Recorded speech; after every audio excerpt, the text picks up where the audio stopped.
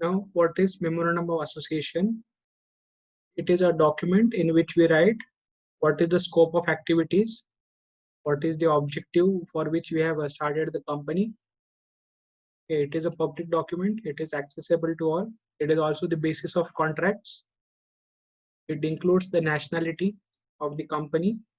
It also includes objective of raising share capital. Okay, so whatever the business wants to do, what are its activities and all, what activities it must do, what it must not do, everything is given under the memorandum of association. Then in memorandum of association, there are a number of clauses. Now let's see each clause one by one. Okay, first clause is name clause. It is the first clause of memorandum. In case of a public company, you must use the word limited.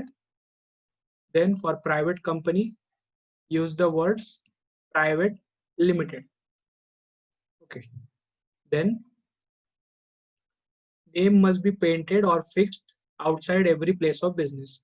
Okay, वो party लगानी है आपको जहाँ पे आपका business का place है, या तो वहाँ पे नाम पेंट कर दो या फिर पार्टी लगा दो वहाँ पे, painted or fixed outside.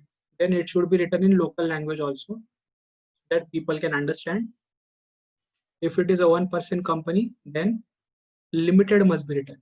Okay, if it is a one person company, only write limited. Private limited is not necessary. Okay, so these are some rules of name clause.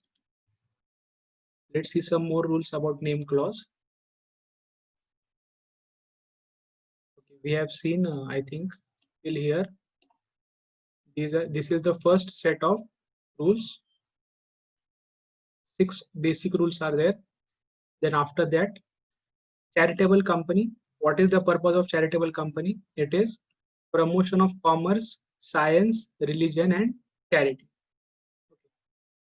Now, it is not a public company. It is not a private limited company. So it will not require limited or private limited in its name. Okay, it is okay if it just keeps whatever name it is, such as Patanjali. Okay, it will not write limited or anything. Then it should not be undesirable. It should not be prohibited. Cooperative or sahakari should not be used by the company. It should not include offensive words like AIB and all. Then should not suggest a business which is not proposed. For example, if you are starting a banking company, then your name must not include the word insurance. Okay, so it should not suggest a business which you are not doing. Then bank word must be used by the banking company, insurance by insurance company, investment by investment company, and trust only if it is a trust and nobody else. Then insurance and risk operations will be used. Okay, these words insurance and risk operation will be used only after consulting RBI and IRDA. Yes, please turn off your mic so that there is no interference in the. Okay, it is IRDA, it is not RDA. Yes, what is the full form of IRDA? Does anybody know?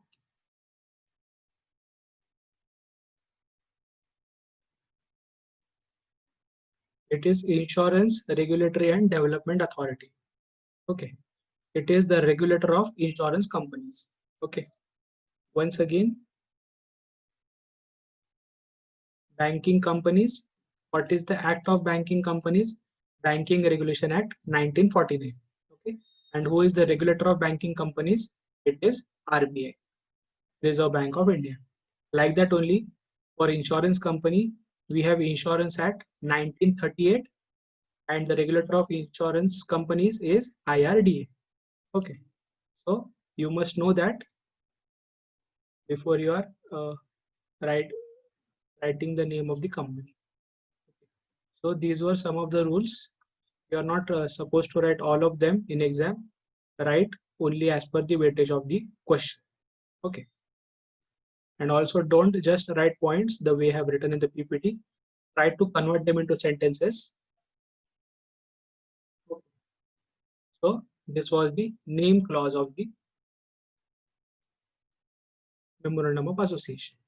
Okay, it is the biggest clause. Then let's see registered office clause. It is also called as domicile clause. As I told you earlier also that you have to tell where is your registered address within 15 days of incorporation, and then you have to give the notice of registered address to the register of companies within 30 days of incorporation. Okay, and if you don't do that, penalty is 1,000 rupees per day, but not more than 1 lakh rupees. Okay, earlier we did not see this point that it should not be more than 1 lakh rupees. Okay, so I think it is around 100 days. So if you have not intimated for 100 days, don't bother after 100 days, because anyway you have to pay only 1 lakh rupees. Then object clause. What is object clause? It will give you the boundaries of activities. It contains the objective for which companies are incorporated. Okay, so if it is a banking company, it will have the objective that our business is accepting deposits and giving the money for as a loan to the public. Okay. If any act is done by a company which is not specified in object clause, it is called as ultra vires act. It is not ultra virus, it is ultra vires act. So if it is a banking company and you are talking about selling alcohol in the meetings, you have to understand that whatever you are doing, it is a ultra vires act. Okay, because it is not in conformance with the objectives of the business. Okay, it is not included in the objects clause. Okay, we have seen this in the business reporting also. Then liability clause.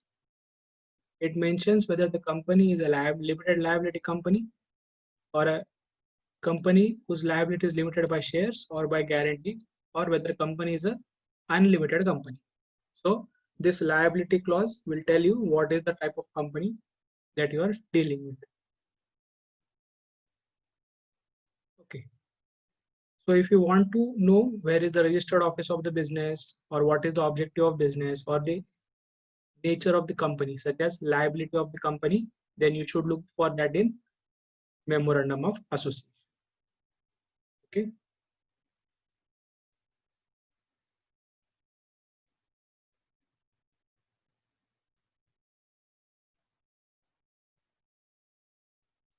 After this, we have capital clause. What is the included in the capital clause? It has details such as what is the amount of authorized capital, what is the amount of nominal capital, okay, how much of it should be equity share capital, how much should be preference share capital. Okay, on the basis of this, the stamp duty value is determined by the registrar. That is why we have to mention all this in capital clause. Okay, he will verify whether what you are telling it is correct or not. He will verify the documents and then tell you what is the stamp duty value. As per that, you have to pay your filing fees. It also includes what is the maximum amount of. It also includes what is the maximum amount of capital. Okay. Then subscription clause. We have already seen this. It will include all the details of subscribers, name, surname, full name, father's name, mother's name, then residential address, nationality, gender, identity proof, Aadhaar card, PAN card, voting card, and all. Okay. Also, they have to give the affidavit that they have not conducted any fraud or misfeasance in the previous 5 years. Okay. So all this it is given in the subscription clause. 7 in case of public company, 2 in case of a private company, and 1 in case of one person company. Okay. So now we have seen the capital clause and the subscription clause.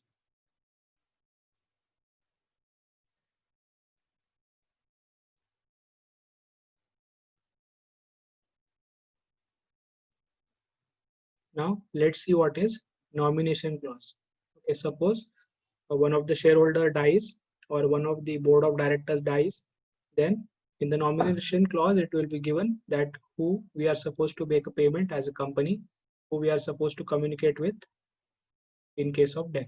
Okay, for one person company it will help us to understand who is the successor. Okay, that is why we have this nomination clause. Okay, everyone while subscribing to the memorandum of association, they will also enter the details of nomination clause compulsory. Then we will see what are the two doctrines. A doctrine of constructive notice of memorandum and doctrine of indoor management. Okay, these two concepts, they are opposite of each other. Okay, let's see what is the first doctrine. A person must have the detailed information about directors, manager and secretaries at a particular time with due diligence if it wants to enter into transaction with the company. Okay, what is due diligence? You are supposed to conduct the investigation on your own. You are supposed to do all the double confirmations that who the company with which you are going to enter into transaction, it is not a fraud company. Okay, that is what is a due diligence. Then all the documents of the company shall be maintained with the register of companies, so any person can read it and decide whether he wants to enter into a transaction with the company or not. This uh, presumption of the notice is nothing but constructive notice. Okay, so what they are trying to say is that whatever are the books of accounts of the company, it will be maintained at the registered office address. Okay, if you want to enter into a transaction with the company, what is your responsibility? Your responsibility is to see these books of accounts. You are supposed to go to the registered office, open these books of accounts. You are supposed to inspect them. You are supposed to understand what is the condition of the company, who are the directors, managers, secretaries and all. And only after you have exercised due diligence, after that you must enter into transaction with the company. Okay, so that is the doctrine of constructive notice of memorandum. Okay, after you have entered into transaction with the company, you cannot say that you did not know something about the company. Okay, you have to exercise due diligence. You have to go to the registered office address and you have to inspect the books of accounts on your own. If you don't do that, and if the company later on does not make a payment to you of any expenditure, or you do not receive any income from the company, then it is not the responsibility of the company or the registrar of companies or even the law. Okay, so always remember to inspect the registrar of companies. Even if you are thinking about pursuing employment in any company, you should also inspect the books of accounts which is maintained at the registered address. Obviously, because you are going to stay there for a long time. Then what is the doctrine of indoor management? Okay, what is indoor management? It is an exception to doctrine of constructive notice. Okay, so what it is saying, doctrine of indoor management, that you are given some protection. Outsiders are supposed to know the external position of the company. They are not bound to know about the internal management. ठीक है, polish में sorry office में जो भी politics चलता है वो हम लोग किधर बुक्स ऑफ अकाउंट्स पे लिखने वाले क्या नहीं. ठीक है, तो जो एक्सटर्नल पोजीशन है कंपनी का, मतलब फाइनेंशियल स्टेटमेंट्स, अकाउंट्स, ऑडिट उसका कैसे किया है, ऑडिट रिपोर्ट में क्या लिखा है, ये सब कहाँ पे दिखेगा हमको? रजिस्टर्ड ऑफिस के एड्रेस पे हमको मिल जाएगा बुक्स ऑफ अकाउंट्स में. लेकिन मैनेजमेंट कैसे बिहेव करता है, क्या ट्रीटमेंट दिया जाता है कंपनी में, ये सब चीजें वहां पे लिखी नहीं जाती. ठीक है, और ये चीजें हम लोग एक्सपेक्ट भी नहीं कर सकते कि कोई बाहर वाला समझे, अनलेस एंड अनटिल वो जाके कंपनी में खुद से काम करे. ठीक है, तो ये डॉक्ट्रिन ऑफ इंडोर मैनेजमेंट क्या बोलता है कि he is not bound to know about its internal management. ठीक है, कभी कभी ऐसा होता है कि आपके ऊपर एक सीनियर को बैठा देते हैं. ठीक है, आपको सिर्फ सीनियर से बात करनी, आपको ना बोर्ड ऑफ डायरेक्टर से बात करने देते, ना मैनेजमेंट से बात करने देते. ना ही एचआर से कभी कभी बात करनी होती है, ठीक है। तो आपको ये इंटरनल मैनेजमेंट अगर मालूम नहीं होगा तो कोई बात नहीं, डॉक्ट्रिन ऑफ इंटर मैनेजमेंट बोलता है कि आपको लॉ प्रोटेक्शन देगा। लेकिन अगर आपने एक्सटर्नल पोजीशन पे डिसीजन लिया कि आपको ज्वाइन करना है, उसके बाद आपको पता चला कि नहीं ये सब गलत है, तो आपको लॉ वो चीज में प्रोटेक्शन नहीं देगा, क्योंकि आप एक्सटर्नल पोजीशन की बात कर रहे हो, इंटरनल मैनेजमेंट की बात नहीं कर रहे, ठीक है।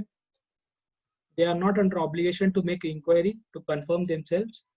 आपको जाके कंपनी में देखने की जरूरत नहीं है 2-3 दिन काम करके कि सच में पॉलिटिक्स होता है क्या, सच में हैरेसमेंट करते हैं क्या, ठीक है। एथिकली सब लोग काम करते हैं, ठीक है। आपको जाके कंफर्मेशन करने की कोई जरूरत नहीं है, क्योंकि आपको ऑलरेडी लॉ ने आपको प्रोटेक्शन दे दी है। Then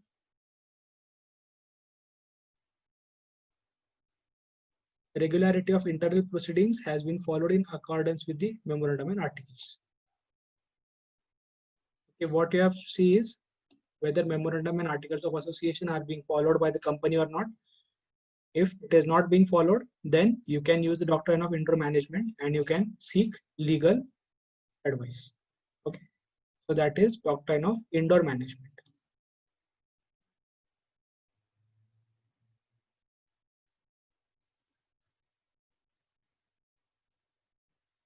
Now there are some exceptions to the doctrine of indoor management. Let's see the exceptions. Knowledge about the regularity. आपको ऑलरेडी पता था कि आपने रिव्यूज देख लिए थे एम्प्लॉयज के कि वहाँ पे हैरेसमेंट होता है एम्प्लॉयज का, वहाँ पे बहुत गंदा पॉलिटिक्स होता है ऑफिस में, या फिर आपका बहुत एक्सप्लॉयटेशन किया जाता है काम पे, आपको हॉलीडेज पे भी काम कराने लगाते हैं, फिर ओवर टाइम कराने लगाते हैं और आपको नॉर्मल सैलरी पे करते हैं, ओवर टाइम पे नहीं करते। ये आपको ऑलरेडी पता है और उसके बाद भी अगर आपने ज्वाइन किया ऑफिस, तो वो केस में आपको प्रोटेक्शन लॉ नहीं देगा, ठीक है। आपको लॉ प्रोटेक्शन नहीं देगा। उसके बाद इग्नोरेंस अबाउट द आर्टिकल्स। ये मैं क्या बता रहा हूँ, इग्नोरेंस अबाउट द आर्टिकल्स। फिर से अगर आपने articles of association, memorandum of association, books of accounts, registered address of office पे जाके नहीं देखे, तो ये माना जाएगा कि आपने इग्नोर कर दिया है और आपको वापस लॉ प्रोटेक्शन नहीं देगा, ठीक है। तो वही बोल रहा हूँ बार बार कि एक बार उनके ऑफिस जाओ, उनके बुक्स देखो, पैसे दे दो चाहिए तो उनको बुक्स इंस्पेक्शन करने के लिए, लेकिन उसके बिना ट्रांजैक्शन उनके साथ करना नहीं। उसके बाद अगर इलीगल ट्रांजैक्शन, ठीक है, आपने कंपनी से कॉन्ट्रैक्ट कर लिया है कि आप उनको कोकेन बेचोगे 10,000 किलो, ठीक है, और फिर आप बता रहे हो कि नहीं नहीं उनका इंडोर मैनेजमेंट बहुत गलत है, मैंने उनको कोकेन वगैरह सब दे दिया है लेकिन उन्होंने पेमेंट ही नहीं किया। अरे बाबा, लॉ इसमें क्या करने वाला है, वो ट्रांजेक्शन इलीगल है तो उसमें लॉ आपको प्रोटेक्शन नहीं देने वाला। After that negligence. What is negligence? वही बात है, मैंने आपको बताया कि आप रजिस्टर्ड एड्रेस पे गए नहीं, आपको अगर बुक्स ऑफ अकाउंट्स पढ़ना नहीं आता तो आपने उसकी कॉपी लेके जाने चाहिए किसी प्रोफेशनल के पास, या तो सीए के पास लेके जाओ, सीएस के पास लेके जाओ, या फिर एडवोकेट के पास लेके जाओ। उसको दिखाओ वो books of accounts, minutes of the meetings वगैरह। उसको देखने के बाद उसको पूछो कि कैसा है कंपनी, मैंने जाना चाहिए कि वहाँ पे काम करने के लिए, या फिर उसके साथ ट्रांजेक्शन करना चाहिए। अगर उसके बाद उसने बताया प्रोफेशनल ने कि बाबा ठीक है, ये अच्छी कंपनी है, ये फ्रॉड कंपनी नहीं है, आप इनके साथ ट्रांजेक्शन कर सकते हो, जब वो वैसे बोलेगा उसके बाद ही ट्रांजेक्शन करना है। अगर आपने ये सारा प्रोसीजर नहीं किया, it will be deem that you are negligent, और फिर वापस आपको लॉ प्रोटेक्शन देने वाला नहीं है, ठीक है। तो खुद से कुछ भी करना नहीं है, प्रोफेशनल एडवाइस लेना है बार बार, क्योंकि आपका इसमें पैसा इन्वॉल्व है, ठीक है। एंड मुझे नहीं लगता कि प्रोफेशनल्स ऐसी चीज़ों के लिए ज़्यादा पैसे चार्ज करते हैं। उसके बाद act is ultra virus of the company, okay? It is not ultra virus, it is ultra virus, ठीक है।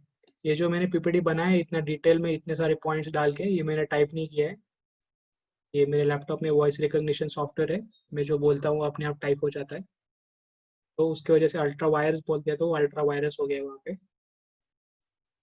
ठीक है।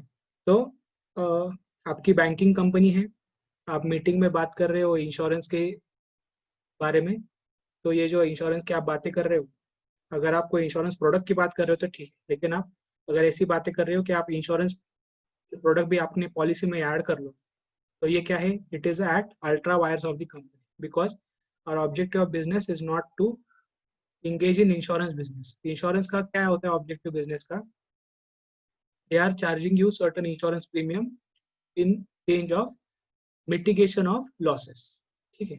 वो आपका अगर लॉस हो गया तो आपका वो लॉस भर के देंगे। वो जो आपका लॉस होगा वो सर्टन नहीं है कि होगा ही, तो वो अनसर्टनिटी हटा देने के लिए क्या कर रहे हैं वो लोग, आपसे एक इंश्योरेंस प्रीमियम चार्ज कर रहे हैं, उसके बेसिस पे आपको वो सेफ्टी दे रहे हैं और प्रोटेक्शन दे रहे हैं, ठीक है। तो ये है इंश्योरेंस बिजनेस का ऑब्जेक्ट। ये बैंकिंग कंपनी को नहीं समझने वाला, या फिर बैंकिंग कंपनी ये नहीं ले सकती, ठीक है। कि आप या तो बैंकिंग का काम करो या फिर इंश्योरेंस का काम करो, दोनों काम आप नहीं कर सकते। अगर करना है तो दो अलग अलग कंपनी बनाओ, एक ही कंपनी में आप दोनों प्रोडक्ट्स नहीं बेच सकते, ठीक है। उसके बाद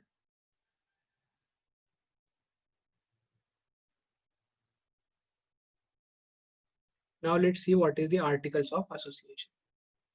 We have seen now what is the memorandum of association. Now let's see what is articles of association.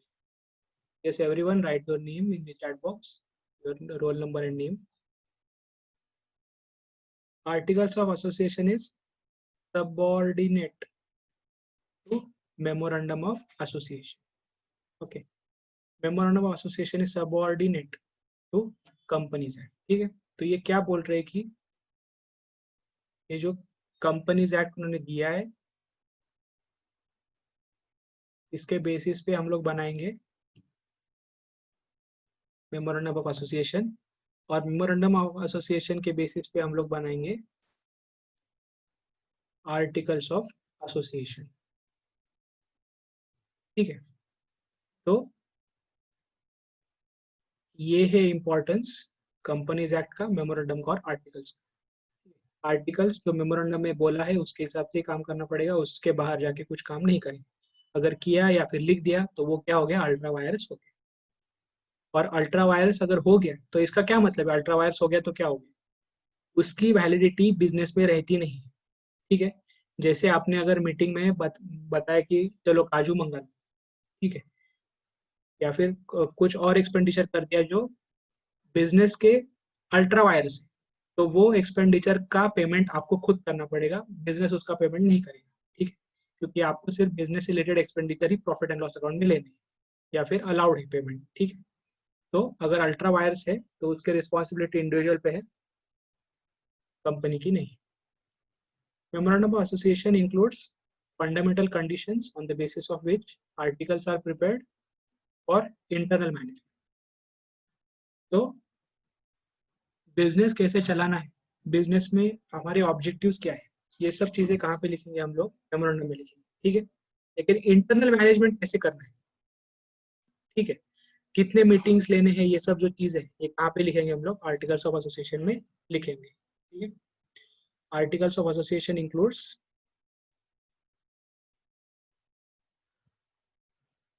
Share holders के राइट्स क्या हैं, फिर उनकी वोटिंग पावर क्या है, किसके, शेयर होल्डर्स के और मेंबर्स के। उसके बाद वोटिंग कैसे करेंगे, या तो हाथ ऊपर करके वोटिंग करेंगे या फिर पोल करेंगे, जो भी है। फिर प्रॉक्सीज वोट कर सकते हैं क्या, प्रॉक्सी क्या होता है, अगर आप किसी मीटिंग पे नहीं जा सकते तो आप अपने भाई को बोल देते हो कि मैंने तेरा फॉर्म भर दिया है, तो मेरा प्रॉक्सी है, तो जाके मीटिंग अटेंड कर ले। तो अगर आपका भाई जाता है मीटिंग में और अगर वो वोट करता है तो it will B voting bye proxy, तो वो चलेगा कि नहीं, ये भी हम लोग कहाँ पे लिखेंगे, आर्टिकल्स ऑफ एसोसिएशन में लिखेंगे, ठीक है। उसके बाद अपॉइंटमेंट ऑफ डायरेक्टर कैसे करेंगे, ठीक है, डायरेक्टर का क्वालिफिकेशन क्या होना चाहिए, उसको कितना पगार देना चाहिए, ये भी यहाँ पे लिखेंगे हम, ठीक है। एक मिनट, यहाँ पे शेयर होल्डर्स की बात हो रही है, फिर वोटिंग की बात हो रही है, फिर डायरेक्टर्स की बात हो रही है। उसके बाद बोर्ड ऑफ डायरेक्टर्स पे कौन कौन लोग हैं, उनके क्या पावर्स हैं, फिर मीटिंग्स कैसे कंडक्ट करें, क्या कैसे कंडक्ट करें, मीटिंग्स कैसे कंडक्ट करें, ठीक है। फिर उसके बाद कंपनी कितना पैसा बोरो कर सकती है, borrowing powers of the company, किस किस का ऑथराइजेशन लगेगा, किससे बोरो कर सकते हैं, किससे बोरो नहीं कर सकते, कौन से रेट से बोरो करना है, ये सब चीजें भी आर्टिकल्स में लिखेंगे हम, ठीक है। उसके बाद रूल्स रिलेटेड टू फोरफीचर और ट्रांसफर ऑफ शेयर्स, किसी को पता है फोर फीचर ऑफ शेयर्स क्या होता है?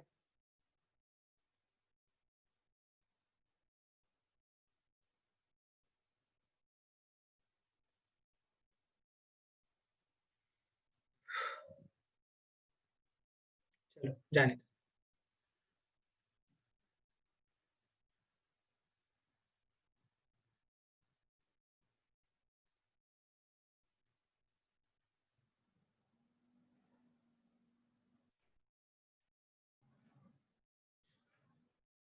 अगर आपका शेयर का प्राइस है 10 रुपए, कंपनी ने बोला कि हमको 10 रुपए नहीं चाहिए, हमको 5 रुपए दे दो, क्योंकि अभी 5 रुपए की जरूरत है, पूरा 10 रुपए देने की जरूरत नहीं है। आपको 5 रुपए मांग लिया, आपने कुछ नहीं दिया कंपनी को, या फिर आपने 2 रुपए दिया, 3 रुपए नहीं दिया, या फिर आपने पहले 2 रुपए दिए, उसके बाद जब कंपनी ने बाकी के 3 रुपए मांगे आपने नहीं दिए, ठीक है। तो अगर ऐसा हो गया केस, तो ये केस में कंपनी क्या बोलती है, अगर आप पेमेंट नहीं करोगे तो हम आपका शेयर फोरफिट कर देंगे। फोरफिट कर देंगे मतलब कैंसिल कर देंगे शेयर, ठीक। तो उसको बोलते हैं फोरफिचर ऑफ शेयर्स, ठीक है। तो अगर आपको आप अगर कंपनी को शेयर्स को फोरफिचर करना है तो उसके क्या रूल्स है, कितनी बार नोटिस देना पड़ेगा, कैसे नोटिस देना पड़ेगा, उसको फोन करना है कि मैसेज करना है कि मेल करना है कि लेटर भेजना है, ये सब रूल्स कहाँ पे दिए होंगे, आर्टिकल, ठीक है। उसके बाद ट्रांसफर ऑफ शेयर्स, अगर किसी शेयर होल्डर को लगा कि नहीं मैं शेयर बेच देता हूँ कंपनी के, तो उसको क्या क्या प्रोसीजर है, उसको किस किस का परमिशन लेना पड़ेगा, क्या वो खुद से बेच सकता है, ये भी रूल्स हम लोग आर्टिकल्स में लिखेंगे। उसके बाद अल्टरेशन ऑफ कैपिटल, कि आपको अगर कैपिटल का स्ट्रक्चर बदलना है, मतलब हमने पहले ही पढ़ लिया कैपिटल क्लॉज में कि हमारा ऑथराइज कैपिटल कितना होना चाहिए, उसके बाद इक्विटी शेयर कैपिटल कितना चाहिए, प्रेफरेंस शेयर कैपिटल कितना चाहिए, ये सब हम लोग लिख चुके हैं ऑलरेडी। बट अगर आपने कंपनी शुरू की, उसके बाद कंपनी बहुत आगे गई, बहुत आगे गई मतलब इतना आगे गई कि वो इंटरनेशनल हो गई, ठीक है। तो आप अभी अगर देखोगे आर्टिकल्स में तो उसमें लिखा है कि ऑथराइज कैपिटल बहुत ही कम लिखा है, ठीक है। तो अगर आपको उसको अल्टर करना चाहते हो, बदलना चाहते हो, ठीक है, जैसे बिजनेस की डिमांड है वैसे आपको बदलना पड़ता है। तो अगर आप उसको बदलना चाहते हो तो आपको आर्टिकल्स में अमेंडमेंट करना पड़ेगा, ठीक है। वो कैसे करते हैं वो देखेंगे हम लोग बाद में। उसके बाद conversion of shares into stock, इसके रिलेटेड भी रूल्स है। फिर डिविडेंड रिजर्व्स, कितना डिविडेंड हम लोग पे कर सकते हैं, कितना अलाउड है, प्रेफरेंस पे कितना देना है, इक्विटी पे कितना देना है, कितने साल के लिए कितना देना है, वो सब वहाँ पे रूल्स होते हैं, ठीक है। उसके बाद अकाउंट्स कहाँ कहाँ के मेंटेन करने हैं, कौन से मेंटेन करने हैं, कॉस्ट रिकॉर्ड्स मेंटेन करने हैं क्या, वो सब डिटेल्स यहाँ पे देंगे, ठीक है। उसके बाद ऑडिट कौन करेगा, या ऑडिटर का अपॉइंटमेंट कैसा होगा, ऑडिटर को कितना पैसा देना है, ऑडिटर का क्या क्वालिफिकेशन होना चाहिए, ऑडिटर को ब्रांचेस का भी ऑडिट देना है क्या, ये सब चीजें भी उसको देनी, ठीक है। ऑडिट के बहुत सारे प्रकार होते हैं, internal audit, statutory audit, concurrent audit, bank audit, insurance audit, जो भी। तो उसके अभी एक ही बंदा तो सब ऑडिट नहीं कर सकता, ठीक है। तो कौन से ऑडिट के लिए कौन सा ऑडिटर लगा है, उसका क्या क्वालिफिकेशन है, उसका क्या रेमुनरेशन है, उसके रूल्स भी हम लोग आर्टिकल्स में देंगे। उसके बाद वाइंडिंग अप ऑफ कंपनी, ठीक है। आपका मन हो गया कि नहीं बाबा, हमने कंपनी शुरू कर दी थी, स्टार्टिंग में मजा आया चलाने में, लेकिन अभी बहुत तकलीफ हो रही है, बहुत टेंशन आ रहा है, तो मैं अभी कंपनी को बंद करना चाहता हूँ, ठीक है। तो क्या रूल्स है अगर आपको कंपनी को बंद करना है, ठीक है, वाइंडिंग ऑफ कंपनी कैसे करना है, ठीक है। If articles are silent on particular matter, then provisions of table F, ये टेबल को याद रखना, बहुत ही इंपॉर्टेंट टेबल है।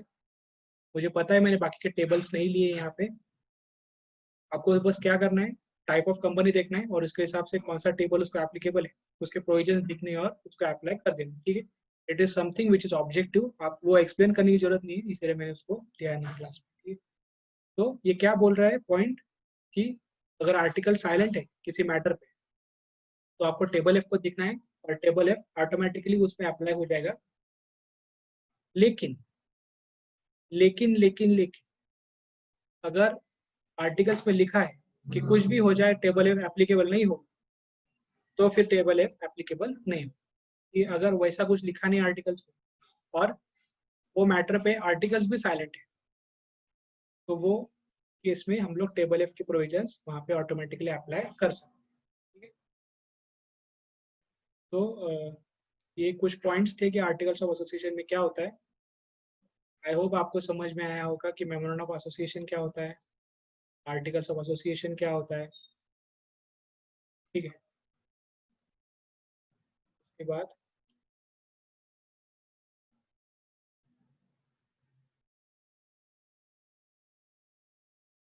चलो आज के लिए बस इतना बस करते हैं। आज हमने 3 चीजें देखी है। फॉर्मेशन ऑफ कंपनी कैसे होता है, उसका पूरा प्रोसीजर दिखा A to Z। उसके बाद हमने आज देखा कि मेमोरेंडम ऑफ एसोसिएशन क्या होता है, आर्टिकल्स ऑफ एसोसिएशन क्या होता है। चलो मुझे क्लॉजेस के नाम बताओ जरा, कौन से क्लॉजेस हैं मेमोरेंडम ऑफ एसोसिएशन में। उसमें नेम क्लॉज है, ऑब्जेक्ट क्लॉज है, रजिस्टर्ड ऑफिस क्लॉज है, कैपिटल क्लॉज है, और बोलो।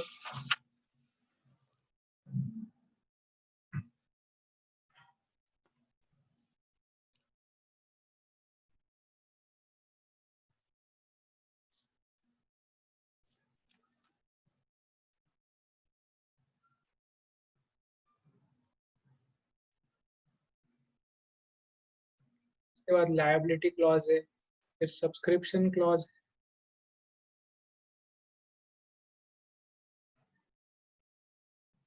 ठीक है, तो ये 7, सॉरी कितने, 6 हो गए। एक और बचा, कौन सा बचा है अभी? देखो देखो देखो जल्दी देखो। Name clause, object clause, registered office clause, liability clause, capital clause, अच्छा नॉमिनेशन क्लॉज बच 10। ठीक है, तो ये 7 क्लॉजेस जो है हम लोग इंक्लूड करेंगे मेमोरेंडम ऑफ एसोसिएशन में। ठीक है, और डॉक्ट्राइन कितने हैं? डॉक्ट्राइन है 2 मेमोरेंडम ऑफ एसोसिएशन। ठीक है, तो आई होप आपको आज का लेक्चर समझ में आया होगा। मुझे पता है बहुत फास्ट है, लेकिन इसमें कुछ ज़्यादा दिमाग लगाने की जरूरत नहीं है। बस पॉइंट्स पढ़ लो और लिख दो एग्जाम में। इतना डिटेल, जितना बुक में डिटेल में दिया है उतना पढ़ने की आपको जरूरत नहीं है। ठीक है सर, एमसीक्यू होने वाले हैं ना सर एग्जाम तो? हाँ, एमसीक्यूज एक्चुअली मैं एमसीक्यूज बना रहा हूँ अभी। मैं एक बड़ा सा पीडीएफ बनाने वाला हूँ 400 एमसीक्यू का, आपको वो भेज दूंगा मैं। ठीक है, नहीं, आप पर एग्जाम्स तो एमसीक्यूज होंगे ना? हाँ हाँ, मैं कितने एमसीक्यूज, मतलब अभी ऐसा सर्कुलर आया तो नहीं है, लेकिन हमको बोल दिया है कि आपको एमसीक्यू बनाने हैं और स्टूडेंट्स को देने हैं।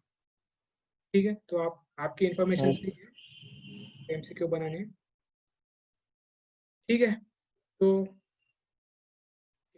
Shall we stop? चलो अभी रुकते हैं हम लोग, नहीं तो ज़्यादा ओवरलोड हो जाएगा। चलो, thank you everyone. Thank you sir. Thank you sir.